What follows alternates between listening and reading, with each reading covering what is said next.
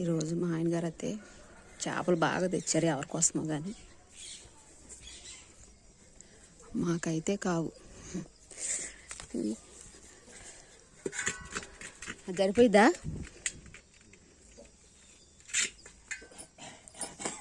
ఏంది ఇప్పుడు దానికి కూడా పులుసు కొడతావా ఏంటి? పెద్ద చేపలు కాదుగా, బూడిదలో వేసి రుద్దితే తొందరగా పోయిద్దిగా.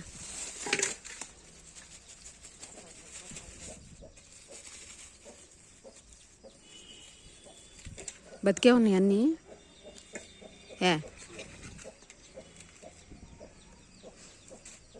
ఇక్కడ కూడా గద్దులాడతలేదు, కానీ కూరకు పని చేస్తాయి.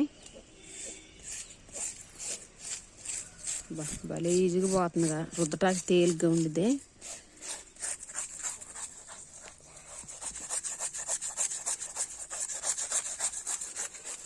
ఎట్టుందంటే నువ్వు రుద్దుతుంటే బట్టలకు బ్రష్ కొడతాను చూసావా, అలాగుంది. కానీ చేతి మీదకి వచ్చిందంటే అవి ఇనప సోవలు కాదు, తోలు ఊడిపోద్ది. మనకి జాగ్రత్తగా రుద్దాలి అది.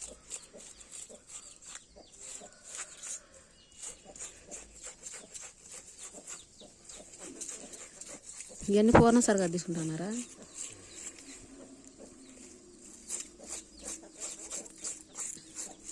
సరే, మొత్తానికి ఇవి అయితే మాకు కాదండి, ఏరే వాళ్ళకి ఇలా చేసేస్తున్నాం అనమాట. ఇలా చేసినందుకు డబ్బులు తీసుకుంటాము, చేసేస్తున్నాం అన్నమాట చేపలు. అయితే నువ్వు ఈ పని అయితే చేయమ్మా, నేను ఇంట్లో పని చేసుకుంటా. కత్తిపేట కత్తిపేట తెచ్చి ఇచ్చేసి ఇక్కడే ఉంది కత్తిపేట.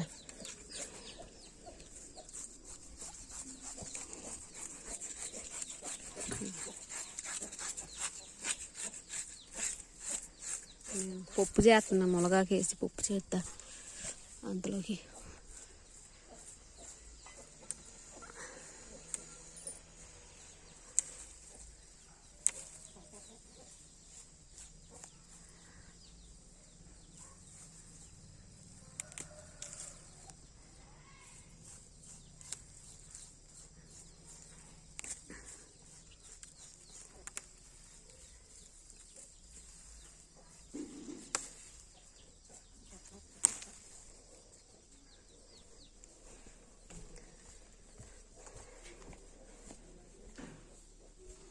ఇది చూసారు కదండి. నేనైతే ఆకుకూరలో ఎత్తుక్కునే పని ఉండదనమాట. మునగాకు మా దొడ్డులోనే ఉందన్నమాట.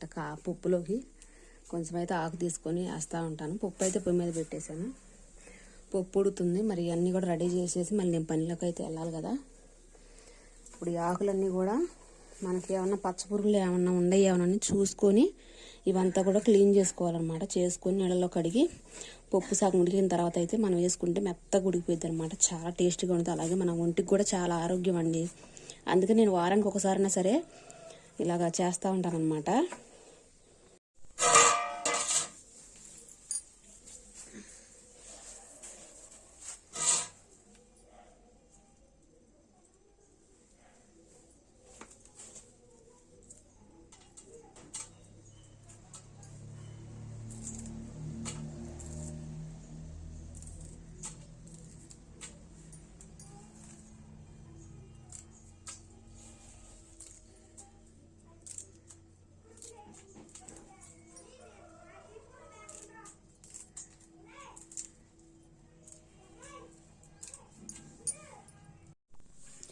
ఇక చూడండి, నీళ్ళల్లో ఇట్లా శుభ్రంగా కడిగేసి ఉప్పులో వేసుకుంటాం. ఇక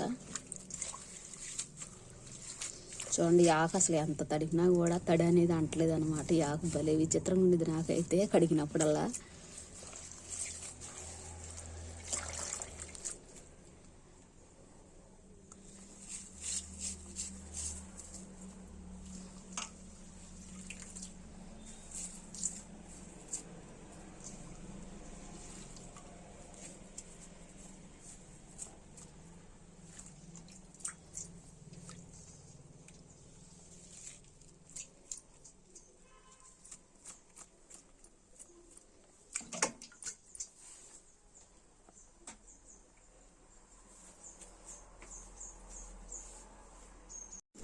చింతపండు కూడా ఇలా కడిగేసుకొని నేనైతే పప్పులో వేసేస్తున్నాను. ఒక్కసారి మొత్తం కలిపి ఉడుకుతాయి కదా అని వేసేస్తున్నాను అనమాట. మెత్తగా ఉడికిపోతే అసలు పప్పులో మొత్తం కలిసిపోయి చాలా బాగుంది. నేనైతే వేసేస్తున్నాను. ఇప్పుడు పసుపు కారం కూడా ఒకసారి వేసేసి మూత పెట్టేస్తే మొత్తం కలిసి ఉడికిపోతాయి. ఎందుకంటే పప్పు ఉడికిపోయింది చాలా వరకు. మళ్ళీ కొంచెం వాటర్ పోసి ఉప్పు కారం పసుపు వేసేస్తాను. చూడండి, కారం పసుపు ఉప్పు 2 మిరగాయలు వేసేసాను అనమాట. కొంచెం నీళ్ళు తగ్గినాయి, కొంచెం నీళ్ళు అయితే పోసుకుంటా. కొంచెం మెత్తగా ఉడికిపోయే వరకు మనం పొయ్యి మీద ఇలాగే ఉంచేసుకొని ఈలోపు మా ఆయన గారు ఏం చేస్తున్నారో చూసేద్దాం.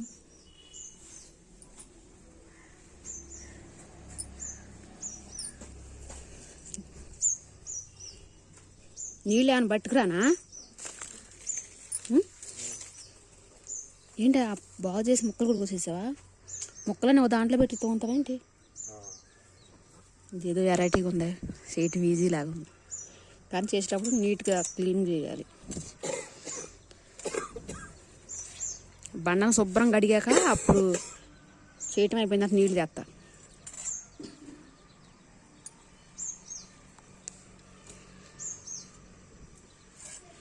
దీనికి ఎవరు జాంకాయ వేసింది? ఎవరు? కోడికి.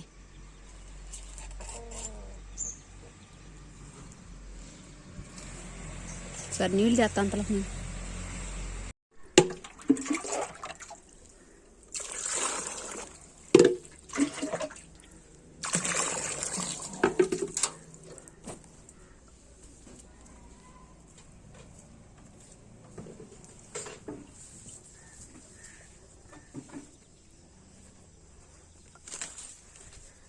ఇగో నీళ్ళు.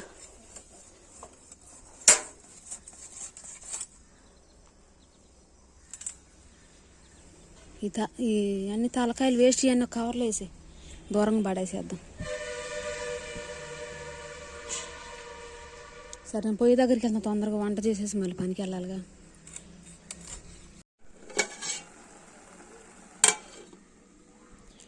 ఈ పప్పు ఎప్పుడు వండాలి, ఎప్పుడు బట్టలు ఉతకాలి, ఎప్పుడు పనిలోకి వెళ్ళాలి, ఇన్ని బట్టలు ఉన్నాయి. తొందరగా చేసేయాలి.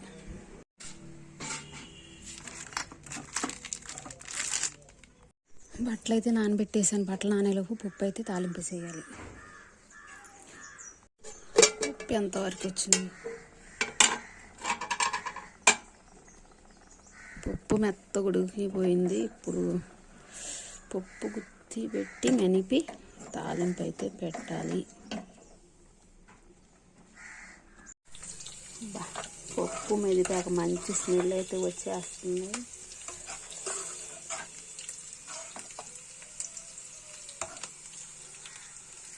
అప్పుడప్పుడు ఇలా ఆకుకూరలు కూడా తినాలండి, మనకి చాలా మంచిదన్నమాట.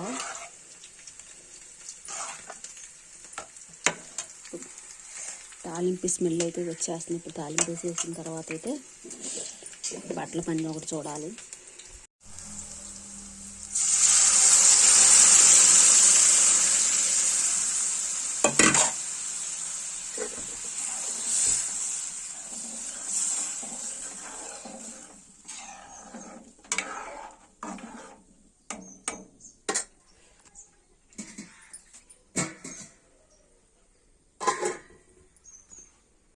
ముందు కడిగి గిన్నెలో వేస్తే తర్వాత వచ్చి కవర్లో వేయచ్చు.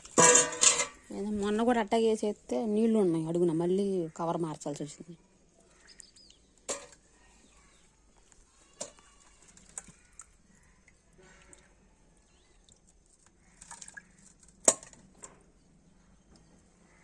నీళ్ళు ఇంకాసిన పోసుకో.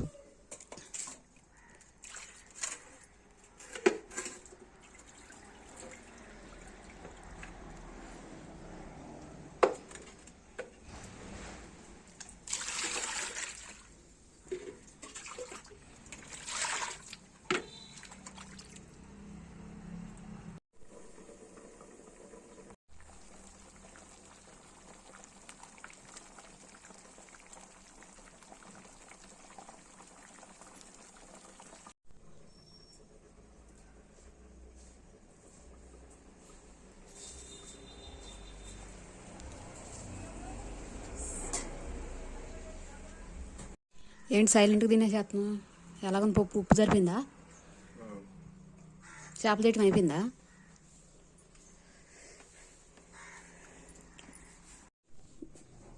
ఎక్కడ పెట్టావు చేపలు?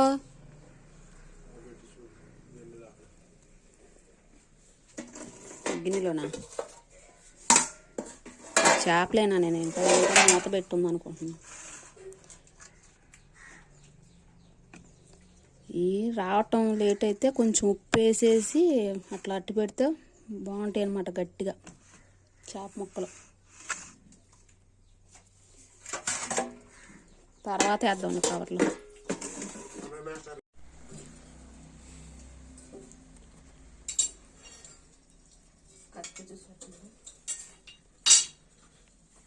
కండవయ్యేది మళ్ళీ ఎన్నింటికి వస్తాయంటే ఇదిగో ఈ కండవా తీసుకో.